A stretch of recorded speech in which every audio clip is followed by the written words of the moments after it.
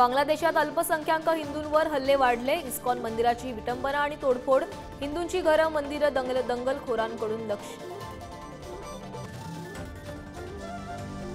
आरक्षणावरून किती भयानक आक्रोश होऊ शकतो हे बांगलादेशवरून दिसतं। सरकारनं याचा धडा घ्यावा, जरांगे पाटलांचं विधान।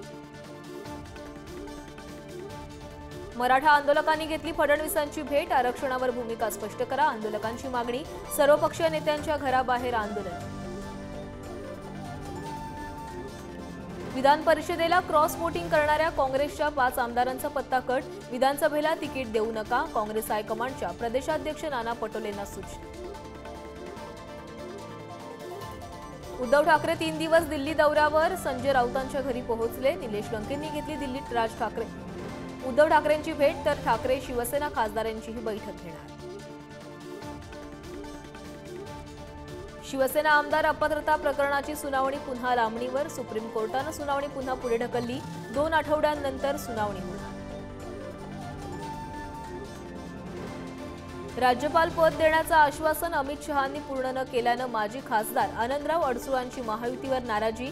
राणांच्या जात वैधता प्रमाणपत्राबाबतच्या निर्णयाविरोधात अडसुळांनी वरिष्ठ न्यायालयात जावं, बच्चू कडूंची प्रतिक्रिया।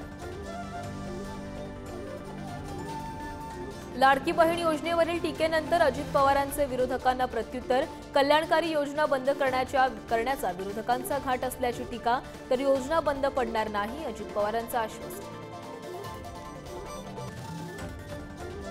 धाराशिवमध्ये विधानसभा निहाय बैठका घेतल्यानंतर आज राज ठाकरे लातूरकडे रवाना होणार। विधानसभेला जास्त जागा लढण्याच्या घोषणेनंतर दौऱ्यांना वेग।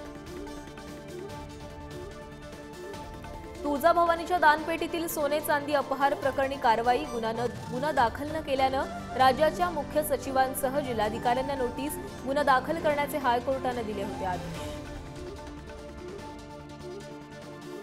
पंढरपूरच्या भीमा नदीला पूर, चंद्रभागा नदीकाठच्या वसाहतीत पाणी शिरण्यास सुरुवात, 550 नागरिकांचं स्थलांतर, पाण्याची पातळी वाढल्यास आणखी नागरिकांचं स्थलांतर होणार।